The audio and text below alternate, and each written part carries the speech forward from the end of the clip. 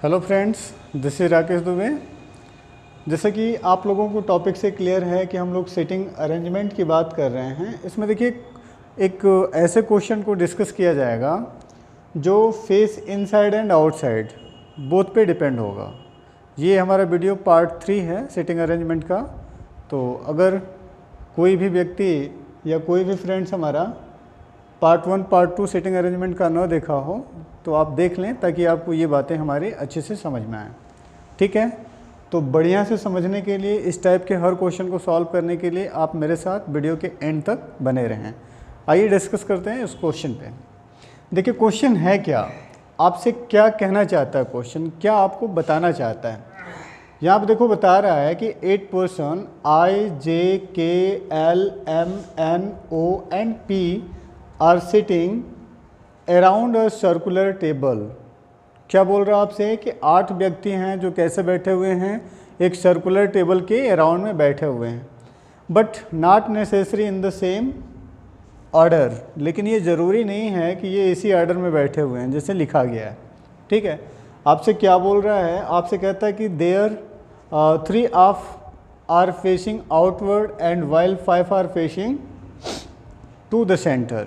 मतलब ये जो 8 व्यक्ति बैठे हुए हैं टेबल के अराउंड में, उनमें आपको क्या बता रहा है कि 3 लोग ऐसे हैं जो आउटवर्ड फेस किए हुए हैं, मतलब सेंटर से बाहर की तरफ फेस किए हुए हैं।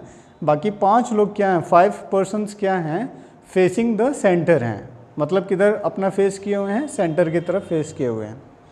अब देखिए आपको जो कंडीशंस है, गिवन कंडीशंस, इसमें देखिए हम लोग क्या करते हैं, जैसे कि पिछले 2 वीडियो में मैंने आपसे बात किया था कि हम लोग कन्फर्म इन्फॉर्मेशन को ढूंढते हैं, मतलब जहाँ से अपने क्वेश्चन को बना सकें। देखिए यहाँ पे क्या बता रहा है आपसे, कहता है कि M is to right of K who face outward. देखिए एक कन्फर्म कंडीशन है ये, बट थोड़ा सा और आगे देख लेते हैं। इसमें देखो आपसे क्या बता रहा है कि M is to the right of K who face outward, कि M हमारा किधर होगा, राइट ऑफ K होगा, K की दाहिने तरफ होगा। ओके देखिए क्या बोल रहे हैं, कह रहा है कि M is third to right of K, मतलब हमारा जो M है ना वो K के राइट साइड में थर्ड पोजीशन पे बैठा हुआ है। हु फेस आउटवर्ड, किसका फेस आउटवर्ड है, K का। फिर आगे देखो आपसे क्या कहता है कि N is sitting third to left of M। 3 person are sitting between N and J। O is the sitting third to the right of N who is not face the centre. क्या बता रहा कि N का जो face है वो centre की तरफ नहीं है। फिर आपसे बोलता है कि L is sitting third to the right of I who is not facing the centre. देखो क्वेश्चन को बनाएंगे कैसे, इस बात को समझिए। यहाँ पे हम लोग टोटल 8 पर्सन की बात कर रहे हैं। तो जब 8 पर्सन की बात करेंगे तो सबसे पहले आप सर्कल बना लेंगे। इसमें 8 पर्सन के सिटिंग अरेंजमेंट की बात की जाएगी, तो आप इस तरह से 8 पर्सन्स को ड्रॉ कर देंगे। फिर अपने गिवन कंफर्म कंडीशंस के अकॉर्डिंग, ठीक है, क्वेश्चन को बना लेंगे। अभी देखो यहाँ पे क्या बोल रहा है, जैसे मैं फर्स्ट कंफर्म गिवन कंडीशन है आपका, क्या बोलता है कि M is third to right of K who face outward. देखो यहाँ पे क्या बता रहा है कि M जो है ना वो K के राइट साइड में तीसरा व्यक्ति है, ठीक, जिसका फेस किधर है, आउटवर्ड है। किसका फेस आउटवर्ड है, तो K का। ठीक, अब देखो यहाँ पे अगर मैं K को बैठा दूँ, जैसा कि मैं पिछले 2 वीडियो में आपसे बात कर चुका हूँ कि हमेशा हम डाउनवर्ड से लेके चलेंगे। तो अब इनका जो फेस है वो आउटवर्ड है, तो आपने आउटवर्ड दिखा दिया बाहर की तरफ। अब इनका जो राइट साइड है आउटवर्ड होने के बाद आपको पता है कि ये कैसे हो जाता है, क्लॉकवाइज हो जाता है ना। तो जब क्लॉकवाइज चलेंगे तो चूंकि M is the third to right of K, तो 1 2 3 कहाँ पे आ जाएगा, M यहाँ पे आ जाएगा। बट एक बात क्लियर नहीं है कि M का जो फेस है वो इनसाइड होगा या आउटसाइड होगा। ओके, आगे देखते हैं इसके बारे में क्या बोलता है। जब तक ये कंफर्म नहीं होता है हम इसके फेस को डिस्कस नहीं कर पाएंगे कि आउटसाइड फेस को बनाना है या इनसाइड बनाना है। तो इसको भी इसी पे छोड़ देते हैं। देखो नेक्स्ट आपसे क्या बोलता है कि N is sitting third to the left of M। N किधर बैठा हुआ है, N is sitting third to the left of M। अगर मैं बात करूं इसका फेस इनसाइड में हो, किधर हो, इनसाइड में हो, तो लेफ्ट की बात करेंगे ना। क्या बोल रहा है आपसे, कहता है कि N is sitting third to left of M, left of M. तो इनसाइड के केस में लेफ्ट ऑफ एम की बात करेंगे तो हम कैसे चलेंगे, क्लॉकवाइज चलेंगे। तो क्लॉकवाइज जब आप चलोगे तो थर्ड पोजीशन की बात करेंगे, 1 2 3, मतलब यहाँ पे एन आ सकता है, बट कंफर्म नहीं है कि इसका फेस इनसाइड है या आउटसाइड है। अगर मैं इसके फेस को आउटसाइड मान के चलूँ तो थर्ड की बात करेंगे तो ये के पे आके रुक जाता है।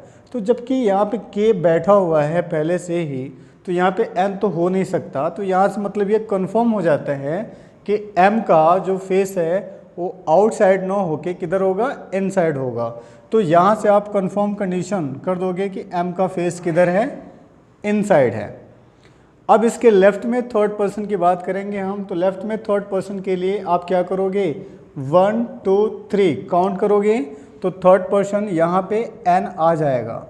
ठीक है, जब यहाँ पे एन आ जाता है तो अब देखो एन के बारे में क्या बोल रहा है, कहता है कि N is sitting third to left of M, किधर बैठा है, लेफ्ट ऑफ एम।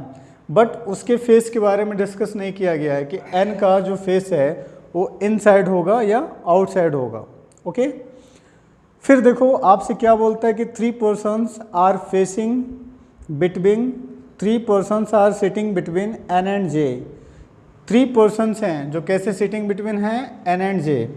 तो अब देखो अगर मैं एन एंड जे की बात करूं, आप इधर से काउंट करो कि तीसरा पर्सन जो जे होगा वो कहाँ पे बैठेगा। मतलब एन और जे के बीच में 3 लोग बैठे हुए हैं ना ऑलरेडी। तो ये 1 2 3 4, अगर मैं ऐसे लेके चलूँ, चूँकि इनका फेस क्लियर नहीं है, ठीक है, आप क्लॉकवाइज चलते हो तो इस पोजीशन पे आते हो। एंटी क्लॉकवाइज अगर हम चलें तो 1 2 3, तब भी हम इस पोजीशन पे आते हैं। तो कुल मिला के ये कन्फर्म प्लेस है, किसका कन्फर्म प्लेस है, जे का कन्फर्म प्लेस है। बट इनका फेस कन्फर्म नहीं है कि एन का फेस इनसाइड है या आउटसाइड है, जे का फेस इनसाइड है या आउटसाइड है। ठीक है, इसके बारे में आगे से पता चलेगा। तो अभी हम लोगों ने ये डिस्कस किया। अब देखो फिर नेक्स्ट लाइन आपसे क्या बोलता है कि O is the sitting third to the right of N. O is the sitting third to the right of N. क्या बता रहा है कि O जो हमारा है ना, वो N के राइट साइड में तीसरा व्यक्ति बैठा हुआ है, N के राइट साइड में तीसरे पोजीशन पे बैठा हुआ है। फिर आपसे क्या बोलता है कि who is not face centre. Who is not face centre, who is not face centre का मतलब क्या है कि जो N होगा उसका सेंटर की तरफ फेस नहीं होगा। जब सेंटर की तरफ फेस नहीं होगा N का, तो किधर फेस होगा, आउटवर्ड होगा, है ना, बाहर की तरफ होगा। तो ये आपका N है, तो इसका फेस यहाँ से क्लियर होता है कि ये सेंटर की तरफ नहीं है, तो किधर हो जाता है, आउटवर्ड हो जाता है, आउटसाइड हो जाता है। ठीक है, अब आपसे क्या बोलता है, देखो कहता है कि O is the sitting, O is the sitting third to the right of N, third to the right of N। अब देखो अगर मैं इसके राइट की बात करूँगा, आउटसाइड हो गया, तो ये क्लॉकवाइज राइट आएगा इसका। अब थर्ड पोजीशन की बात की जा रही है, तो ये 1 2 एंड 3, ये है आपका थर्ड पोजीशन। तो आप यहाँ पे क्या कर दोगे, O को शिफ्ट कर दोगे। बट O का भी फेस कंफर्म नहीं है कि इनसाइड होगा या आउटसाइड होगा, राइट। तो आगे डिस्कस करते हैं। देखिए क्या बोलता है फिर आगे आपसे, L is sitting third to the right of I, who is not facing the centre. क्या बता रहा है कि L कैसे बैठा हुआ है, तीसरे पोजीशन पे बैठा हुआ है, किधर, राइट में, किसके, I के। बट I के बारे में भी आपको बता रहा है कि who is not facing the centre, मतलब I का जो फेस है वो सेंटर की तरफ नहीं है। जब सेंटर की तरफ नहीं होगा तो किधर होगा, आउटसाइड होगा, राइट, आउटसाइड होगा। तो देखिए इधर कहीं I हम लोग डिस्कस किए हैं, नहीं किए हैं। तो अब सबसे पहले हमको ये डिस्कस करना है कि I हो कहाँ पे सकता है, ठीक है। और I का फेस कंफर्म है, I का फेस किधर होगा, आउटसाइड होगा। आपसे क्या बोला, L is sitting the third to right of I, third that means तीसरे पोजीशन पे बैठा हुआ है I के। तो अब देखो, अगर मैं आउटसाइड की बात करूं, यहाँ पे आई को कर दूं और इसका राइट साइड लेंगे, चूँकि आउटवर्ड होगा तो ऐसे मैं क्लॉकवाइज चलूँगा। तो क्लॉकवाइज के केस में आपको यहाँ पे 1 2 एंड 3, 1 1 2 3, यहाँ पे ऑलरेडी जे बैठा हुआ है, तो ये प्लेस आई का नहीं हो सकता है। अगर मैं इस प्लेस पे आई को शिफ्ट करूँ, इस प्लेस पे आई को शिफ्ट करूँ, तब भी देखो क्या होगा, 1 2 3, यहाँ पे के बैठा हुआ है, तो ये भी प्लेस आई का नहीं हो सकता। ठीक है, यहाँ पे अगर आप आई को शिफ्ट करोगे तो 1 2 3, के ऑलरेडी बैठा हुआ है, तो ये भी प्लेस आपका नहीं हो सकता है, किसका, एल का, इसलिए आई यहाँ पे शिफ्ट नहीं हो सकता। अब आई के लिए एक ही कंफर्म प्लेस बचता है, कौन सा, ये प्लेस बच जाता है, तो आप यहाँ पे आई को शिफ्ट कर दोगे। जब ये आई यहाँ पे शिफ्ट हो जाएगा तो अब देखो आपका 1 2 एंड 3, तो यहाँ पे कौन आ जाएगा, एल आ जाएगा। अब बाकी जितने भी बच जाते हैं, चूँकि 3 लोग हैं जिनका फेस किधर है, आउटसाइड में है, तो आउटसाइड में देखो आपका के हो गया, एन हो गया, आई हो गया, है ना। अब के हो गया, एन हो गया, आई हो गया, बाकी कैसे हो जाएंगे, इनसाइड हो जाएंगे, तो बाकी का फेस हम इनसाइड कर देते हैं। ठीक है जी। अब देखो, जो 8 पर्सन आपको दिए गए थे, I J K L M N O P, उनमें से हम लोगों ने कितने को बना दिया, तो I J K L M N O P, P बचा हुआ है, तो पी के लिए एक ही प्लेस बचा है जो हम इस पोजीशन पे सिट कर देंगे। ठीक है, तो इस तरह से फ्रेंड्स हमारा ये डायग्राम क्या होता है, डिस्कस हो जाता है। अब इसी पे बेस्ड 3-4 क्वेश्चन हैं, उन क्वेश्चंस को हम लोग डिस्कस करते हैं। ओके, देखिए क्वेश्चन क्या बोल रहा है आपसे, कहता है कि who sit between N and I. हमें क्या बताना है कि एन और आई के बीच में कौन बैठा हुआ है, sit between N and I. तो ये देखिए आपका आई है, ये आपका एन है, तो एन एंड आई के बीच में एक ही पर्सन दिख रहा है, जो कौन सा है, पी है। तो अब अपने ऑप्शन को चेक कर लेते हैं कि पी है कहाँ पे। तो देखिए फर्स्ट ऑप्शन में जे है, सेकंड ऑप्शन में के है, थर्ड ऑप्शन में एम है, फोर्थ ऑप्शन में आपका ओ है। तो मतलब कुल मिला के पी हमारे ऑप्शन में नहीं है। तो एक आपका पांचवा ऑप्शन भी है जो कहता है कि नन ऑफ दीज, तो ये नन ऑफ दीज ही हमारा क्या हो जाएगा, आंसर हो जाएगा। तो इस तरह से हम ई ऑप्शन को क्या कर देंगे, आंसर बना देंगे। ओके ओके, देखिए ये क्वेश्चन है, क्या बोल रहा है सेकंड आपसे कि who among the following is second right of J. देखिए second right of J, J के दाहिने तरफ हम दूसरे व्यक्ति की बात कर रहे हैं। तो आप अपने सर्कल में आ जाइए, ये देखिए आपका जे है, इसका फेसिंग सेंटर की तरफ है, तो राइट क्या होगा, एंटी क्लॉकवाइज होगा, है ना। सेकंड की बात कर रहे हैं तो 1 2, सेकंड पोजीशन पे कौन आ रहा है, के आ रहा। तो इस तरह से ये जो आपका ऑप्शन दिख रहा है, इसमें हमारा बी ऑप्शन क्या हो जाएगा, राइट हो जाएगा। ओके